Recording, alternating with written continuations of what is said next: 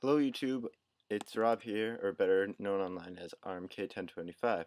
Today I'd like to introduce you to a cool new phone that Boost Mobile has enabled to work with their service plans. It's called the Sanyo Incognito.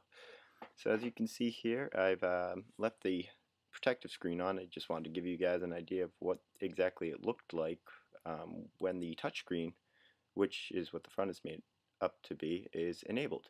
As you can see, you've got the directionals, the call, end buttons, back button, and all the numbers and the text key and all that fun stuff. So if you touch this button right down here, it will enable us to actually use this function of the touchscreen. So it's all lit up now, and you can just push. Oops. You can just push the OK button. You can get to all your main things. You can get to your contacts. You can get to recent calls, all that stuff. Anyways, so now we're going to move on to the back. And on the back you can see we've got the 2 megapixel camera, which is great. Good quality images. You got the speakers up there too, and you've got this thing right here, which is the unlock battery compartment. So it's always stuck in there. You're not losing your battery anywhere. If we go to the side, you can see we've got a bunch of little things over here. The first one over here, rather, is the charging port, and obviously just take that little plastic piece off and you've got access. And I'm struggling for some reason. Alright, there we go. So there you go, the charging port. And then right next to it is something I like. It's a micro SD card slot, which is fantastic. And I've actually got one in here. If you don't know what it looks like, it's something small like this. And it just goes in and just push it down. And there you go, that's in. Right next to those two buttons, as you can see right there, is the volume buttons. And then you've got the recent calls and recent history button. So now we're going to move on to the inside of the phone. Inside the phone, as you can see, full qwerty keyboard. You've got your soft keys on the top. You've got your D-pad over here. You've got your back button, your speaker button, enter button, space button, smiley key button, which is always fun. You've got the function key, new text key, and the auto access to the camera key. Got your talk end and talk button and your end and power button right there. And the space button is 4 regular buttons long, which is great for texting. So you always have easy access to it. So the buttons themselves, let's get to that. Really great, nice. You get a good feel when you push them. It's a great button layout.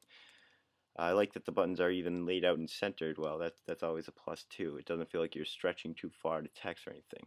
The actual screen itself, hopefully you guys can make it out. Sorry about the clarity, but I mean it's pretty good. Let's see. Push some numbers. That's how you dialed what it'd look like. But the quality of the screen itself is great too. I don't know if that's because for all you Boost Mobile users out there who know what the i6 or i465 was like, but that was a piece of crap phone. So coming off of that, any phone seems great to me.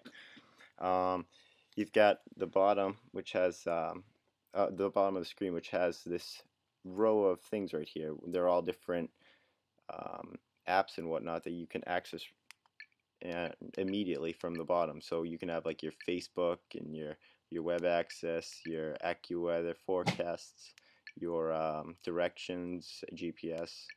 This right here is a favorites bar, which I haven't used yet, but you can add up to 4 favorites, and or is it 5? 4 or 5 favorites that allow you quick access to various different things, such as like whether it want to be camera or your folders of memory.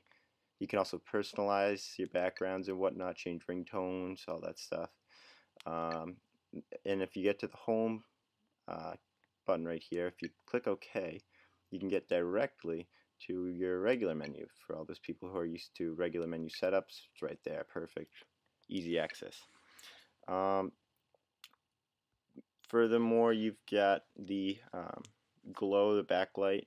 You've got backlight, you've got the glow keys, and you've got a great vibrator.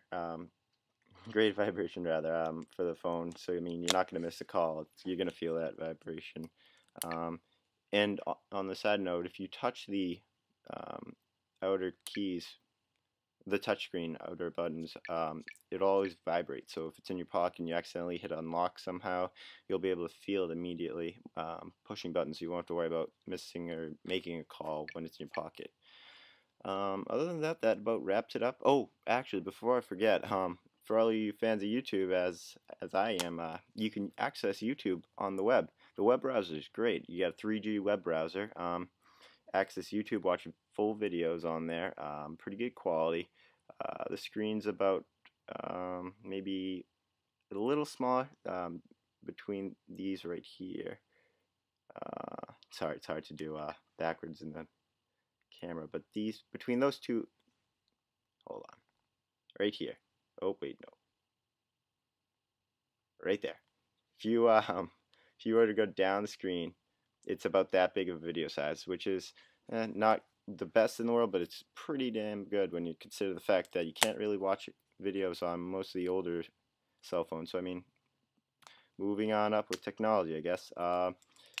There's no SIM card in here, which is a little bit of a bummer, makes it a hassle sometimes, but I mean, I can deal with that. But other than that, that about sums up the whole phone itself. If you have any questions or comments, I'd love to hear them. Just leave them down below at the bottom of the page and get back to me. So take care, YouTube, and look for the next videos.